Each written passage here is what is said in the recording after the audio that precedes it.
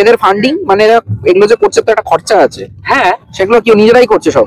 হ্যাঁ, না নিজেরা নয়, প্যান্ডেলওয়ালারা প্যান্ডেল শুধু করছে, কীর্তনীয়রা কিছু পয়সা করি দেয়। আচ্ছা, কীর্তনীয়রা কিছু পয়সা করে দেয় পাবলিসিটির জন্য।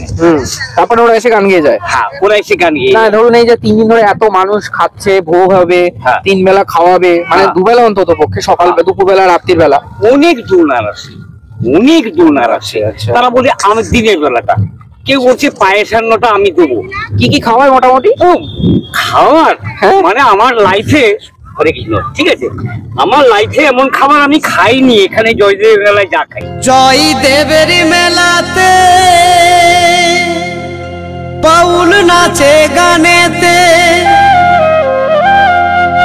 জয়দেবের মেলাতে বাউল নাচে গানেতে, গেলে চোখে করবি দর্শন গো সজনী। জয়দেবের মেলার লাস্ট পার্টিটা, প্রথম দুটো পার্টে তো মেলার ইতিহাস টোটাল ডিটেলস বলেছি, আর রইল পরে এটা যে মেলায় খাওয়া দাওয়া কিরকম কি হয়, থাকা খাওয়ার ব্যবস্থাটা। তো বলে রাখি যে এখানে যেহেতু বাউলের মেলা হয়, 600-র উপর বাউলের আখড়া হয়েছে, মানে এই যে প্যান্ডেলগুলো দেখছেন এগুলোতে সারাদিন ব্যাপী মানুষজন শুতে পারবে, বসতে পারবে, একটু রেস্ট নিতে পারবে। আর মূলত রাতের দিকে এখানে এই গানগুলো চলতে থাকে, মানে সন্ধ্যার সময় থেকে এগুলো চলে। বহু মানুষ দূর দূরান্ত থেকে আসেন এই আখড়াগুলোর সাথে অ্যাটাচ। তারা পেছন দিকেই 3 বেলা খাবারের ব্যবস্থা করে থাকে। এই যে দেখতে পাচ্ছেন যে গ্রামের মানুষজন এগুলো বানিয়েছে, তারা কিন্তু শুধুমাত্র কিছু খাওয়ার বা কিছু দান এগুলো পাওয়ার জন্যই করেছে। সারা বছর অপেক্ষা করে থাকে, যেরকম পারে ছোট বড় বাচ্চারা ছোট ছোট ঠাকুর বানিয়ে তারা বসে থাকে যে মানুষজন যখন মেলায় আসবে কিছু দান করে যাবে, এবং সেগুলো দিয়ে তাদের বেশ কয়েক মাস যাবে। তাহলে বুঝতে পারছেন তো এখানকার মানুষদের কত কষ্ট করে থাকতে হয়। তাই অজয় নদের তীরে অবস্থিত এই জয়দেবী মন্দিরে কেন্দ্র করে যে মেলাটা হয়, সেখানে যারা বাউল গান করতে আসেন বা বাউলের আখড়াগুলো যে সমস্ত আশ্রমগুলো অ্যারেঞ্জ করে, তারা যথেষ্ট পরিমাণে শীতবস্ত্র এবং তার সাথে 3 বেলা সেই সব মানুষদের খাওয়ানোর ব্যবস্থা করে থাকে। সকালবেলাতে ধরুন টিফিন, তারপরে বেলার দিকে ডাল ভাত, কোনো জায়গায় ফ্রাইড রাইস, পোলাও, তার সাথে 2 রকম 3 রকম তরকারি, সবই নিরামিষ, চাটনি, পায়েস, রসগোল্লা, এগুলো সব ওখানে বানানো হয় এবং মানুষদের দেওয়া হয়। সন্ধ্যের দিকে আবার চা, স্ন্যাক্স, মুড়ি, তেলে ভাজা এসব থাকে, ঘুগনি, মানে এক একটা জায়গায় এক এক রকম খাওয়ায়। কেউ ঘুরে ঘুরে বিভিন্ন জায়গা থেকে খেতে পারে। এটা মূলত হয় হচ্ছে আপনার সংক্রান্তির আগের দিন সন্ধ্যেবেলা থেকে শুরু হয়, মানে সন্ধ্যে থেকেই গানটা শুরু হয় আর তার সাথে এই আয়োজনগুলো শুরু হয়। ঠিক পরের দিনকে এলাহি আয়োজন থাকে, অর্থাৎ সংক্রান্তির দিন যেহেতু সেদিনকে স্নান করে মানুষজন ঠাকুরের কাছে পুজো দিয়ে এই মেন উৎসবে দলে দলে যোগ দেয়। তার পরের 2 দিন একই রকম চলে, অর্থাৎ এবছর যেরকম 13, 14, 15 আর 16 তারিখ দুপুর পর্যন্ত চলবে। তারপর বিকেল থেকে আস্তে আস্তে সবাই যে যার মতো বাড়ি যাওয়া শুরু করবে। কিছু কিছু জায়গায় আবার শীতবস্ত্র দান করা হয়। তো সব মিলিয়ে জয়দেবের এই যে মেলাটি, সেটা খুবই তাৎপর্যপূর্ণ। শুধু কালকে স্নান করবেন সকালে, আর এখানে 3 দিন থাকবেন। আপনি কোথা থেকে আসছেন? আমি লাভপুর থানা। লাভপুর থানা মানে বীরভূমেই? বীরভূম। প্রত্যেক বছরই আসে? প্রত্যেক বছরই আসে। আপনার নামটা? আমার নাম হচ্ছে ধীরেন বাগদি। ঠিক আছে। এই যে দেখতে পাচ্ছেন এখানে পুলিশের যথেষ্ট কড়া সিকিউরিটি রয়েছে, যার জন্য কোনো সমস্যা নেই। আর এই জায়গাগুলোতে প্রচুর মানুষ ছোট ছোট এরকম একটা টেন্ট মতো বানিয়েছে, সেখানে বহু মানুষ থাকবেন। কালকে মকর সংক্রান্তির যে স্নানটা আছে এটা খুব ইম্পর্টেন্ট। অ্যাকচুয়ালি এর পেছনে অনেক হিস্ট্রি আছে, সেটা আমি পরে জানাচ্ছি। তো এই জিনিসগুলো হয়েছে কেন না, জয়দেব যখন এখানে স্নান করেছিলেন মকর সংক্রান্তির দিনে, তখন গঙ্গা দেবী ওনাকে দর্শন দিয়েছিলেন, এবং গঙ্গা দেবী দর্শন দেওয়ার জন্যই তারপর থেকে এটা প্রচলিত আছে যে এই দিনে নাকি স্নান করলে পুণ্য লাভ হয়। তো তারপর থেকেই বহু মানুষ এখানে আসেন, আর এই মকর সংক্রান্তি উপলক্ষে এখানে স্নান করেন, মেলা হয়, বাউল গান হয়। এই যে এনারা এখন এরকম একটা ছোট টেন্ট মতো বানাচ্ছেন।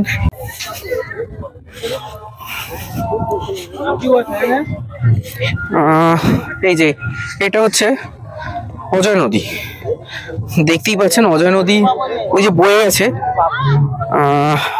এই যে বহু মানুষ যাচ্ছে। মানে আপনি 15-20 বছর ধরে আসছেন হ্যাঁ এখানে। এই যে বৈষ্ণবদের যে মানে আখড়া গুলো দেখছিলাম, বাউলের আখড়া, হ্যাঁ। এখানে কি সারা রাত্রি ধরে গান চলবে? সারা রাত। দিনের বেলাটা খালি অফ থাকবে? না না, দিনে রাতে এক আসছে এক যাচ্ছে, অনেক কীর্তনিয়া। মানে এখানে আমি যা দেখলাম যে প্যান্ডেল গুলো হয়েছে কম বেশি বোধহয় 500-র কাছাকাছি প্যান্ডেল আছে না? হ্যাঁ 500-র বেশি প্যান্ডেল। ওভার হয়েছে, ওপারেও আছে, ওপারেও আছে, এধারে তো আছেই নদী চলে। এদের ওপারেও ফান্ডিংটা আছে। কারা করছে আগে এদের ফান্ডিং মানে এরা এগুলো যে করছে তো একটা খরচা আছে, হ্যাঁ সেগুলো কি নিজেরাই করছে সব? হ্যাঁ, না নিজেরা নয়, প্যান্ডেলওয়ালাটা প্যান্ডেল শুধু করছে, কীর্তনিয়ারা কিছু পয়সা করি দেয়, আচ্ছা। কীর্তনিয়ারা কিছু পয়সা করি দেয় পাবলিসিটির জন্য। তারপরে ওরা এসে গান গেয়ে যায়? হ্যাঁ, ওরা এসে গান গেয়ে না ধরুন এই যে 3 দিন ধরে এত মানুষ খাচ্ছে, ভোগ হবে, হ্যাঁ। 3 বেলা খাওয়াবে, মানে হ্যাঁ। দুবেলা অন্তত পক্ষে, সকাল দুপুর বেলা রাত্রির বেলা। অনেক ডোনার আসে, অনেক ডোনার আসে। আচ্ছা। তারা বলে আমি দিনের বেলাটা, কেউ বলছে পায়েসান্নটা আমি দেবো। কি কি খাওয়ায় মোটামুটি? ও খাওয়ার হ্যাঁ। মানে আমার লাইফে, হরে কৃষ্ণ, ঠিক আছে, আমার লাইফে এমন খাবার আমি খাইনি এখানে জয়দেব মেলায় যা খাই। তাই 3 দিন ধরেই? 3 দিন ধরেই। আচ্ছা। খিচুড়িটা কমন ব্যাপার, হ্যাঁ। আর চা আর বিস্কুট আর ওই মুড়ি ঘুগনি আর এই ও মানে টিফিনটাও দেয়? টিফিনটাও পর্যন্ত দেয়। আচ্ছা। আর পোলাও অন্য, আর রাজভোগ বড় বড় ছোট নয়। তাই? মিহিদানাটা তো কমন ব্যাপার, মিহিদানা সাধারণত দেয় না, তারই উপরে যদি কোনো মিষ্টি থাকে সেইগুলো নিয়ে দেয়। আপনি কি এক জায়গায় থাকেন না ঘুরে ঘুরে এদিক ওদিক যান? আর ঘুরে ঘুরে এদিক ওদিক যাই। আপনার বাড়ি কোথায়? আমার বাড়ি পূর্ব মেদিনীপুর, দীঘার দিকে। দীঘা? দীঘার দিকে, আচ্ছা, দীঘার দিকে। হ্যাঁ। আজকে এসছেন? আর না, আমি গতকাল রাত্রে এসেছি। আচ্ছা আচ্ছা। হরে কৃষ্ণ। আপনার নাম কি? আমার নাম সুনীল কুমার দাস অধিকারী। সুনীল কুমার দাস অধিকারী। এরপর অজয় নদীর ধার হয়ে আমি আবার মেলাতে গেলাম, কেন ওখানে দেখলাম যে কোনো জায়গায় যদি ছোটখাটো হোটেল বা কিছু পাওয়া যায় নিরামিষ, সেখান থেকে খাবো। তো এরকম ঘুরতে ঘুরতে দেখি হঠাৎ করে আমাদের গুরুদেবের একটা মন্দির রয়েছে এবং তারাও একটা বাউলের ব্যবস্থা করেছে, আখড়া করেছে। তো আগ্রহবশত ঢুকলাম, তখন এই দাদার সাথে কথা হলো। এই যে বছর মানে এই জয়দেবের মেলা উপলক্ষে কি আপনারা এখানে প্রত্যেক বছর এই আয়োজনটা করেন? মানে একটা ক্যাম্প মতো হয়? প্রত্যেক বছর উৎসব হয় 50 বছর পর্যন্ত, হ্যাঁ হ্যাঁ। 50 আপনি বছর বলবেন। পর্যন্ত চলছে। আমাদের এখানে প্রতি বছর জয়দেব মেলা উপলক্ষে ঠাকুরের জন্ম উৎসব পালিত হয়। ঠাকুরের জন্ম উৎসব পালিত হয়। মানে আমাদের ওখানে যেটা ধরুন ডিসেম্বর মাসে হচ্ছিল ওই মানে আমার বাড়ি বেলগড়িয়া, ষষ্ঠী তপা উৎসব, তারপর আরো অনেকগুলো ওখানে হচ্ছিল, মানে বেলগড়িয়া নিমতার সাইডে। এখানে এই টাইমে হচ্ছে মকর সংক্রান্তি উপলক্ষে। মকর সংক্রান্তি উপলক্ষে এখানে উৎসবটা হয়, উৎসব। আর সবাই আসে, সবাই। বাইরে থেকে যারা আসছে, মানে হ্যাঁ। যারা দীক্ষিত না তারাও আসছে। অদীক্ষিত দীক্ষিত সমস্ত লোকের এখানে পুরো রাত্রিবেলা টোটাল 24 ঘন্টা, আবার ঠাকুরের 24 ঘন্টা ঠাকুরের আলোচনা, হ্যাঁ, কীর্তন গান, বাউল গান, সমস্ত ঠাকুরের আলোচনা হয়। সেটা অন্য জায়গাগুলোতে যেমন রাত্রিবেলা হচ্ছে, এখানেও রাত্রিও হবে। রাত্রে হবে 24 ঘন্টা। আর খাওয়া দাওয়া খাওয়া দাওয়া টোটালটাই ফ্রি। বাইরের লোক আছে তাদেরকে বাইরের লোক কোনো দীক্ষিত অদীক্ষিত বলে কিছু নেই, সমস্ত লোককে এখানে প্রসাদ খাওয়ানো হয় এখানকারই মন্দির 24 ঘন্টা। এখানকার মন্দিরই অ্যারেঞ্জ করে। আমাদের অনুকূল ঠাকুর আশ্রম, শ্রী শ্রী ঠাকুর অনুকূল চন্দ্র, না আমাদের মেন হচ্ছে দেওঘর, আমাদের হেড অফিস সেটা তো জানি দেওঘর, এখানকার হচ্ছে জয়দেব, জয়দেব ধাবে।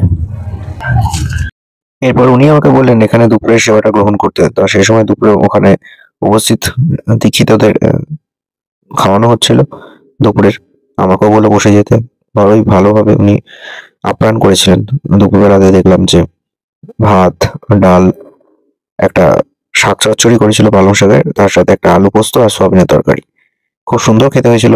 আমাকে বললো আপনি থেকে যান, পরের দিন আরো ভালো আয়োজন হবে। বললাম না, আমার পক্ষে সম্ভব না, আমি আজকে এসে আজকেই ফিরে যাচ্ছি। তো শুনলাম যে এরা প্রত্যেক বছর বেশ ভালো রকম ভাবে আয়োজন করে। 3-4টে মন্দির মিলিয়ে এই চত্বরে জয়দেব কেঁদুলিতে মানুষজনদের যারা আসে দীক্ষিত অদীক্ষিত সবাইদেরই তারা নরনারায়ণ সেবা করে থাকে। তো মোটের ওপর যা বুঝলাম, এই অঞ্চলে কেঁদুলি মেলা বা জয়দেবের মেলা একটা বিশেষ তাৎপর্যপূর্ণ ঐতিহাসিক হতে পারে, কিন্তু সময়ের সাথে সাথে বহরে বেড়েছে এবং বহু ডোনেশন, বহু আগ্রহী মানুষ এখানে যুক্ত হন। বলা চলে একটা সোশ্যাল ওয়ার্ক হয়ে থাকে এই জয়দেব কেঁদুলি মেলা। ভিডিওটা কেমন লাগলো অবশ্যই জানাবেন, আর পারলে নেক্সট ইয়ার সংক্রান্তির দিন বা সংক্রান্তির আগে, মকর সংক্রান্তির আগের দিন ঘুরে আসতে পারেন। বীরভূমের এই জয়দেব কেঁদুলির মেলা। অবশ্যই চ্যানেলের বাকি ভিডিওগুলো দেখুন আর stay tune on explore with Suman. চ্যানেলটা সাবস্ক্রাইব করুন আর বাকিদের শেয়ার করুন, যাতে চ্যানেলটা খুব শীঘ্রই বড় হতে পারে আর আমি আরো বিভিন্ন জায়গার ঐতিহাসিক তাৎপর্যপূর্ণ পশ্চিমবঙ্গের নানা জায়গার ভিডিও তুলে ধরতে পারি। সাপোর্ট করুন আর সাবস্ক্রাইব করুন।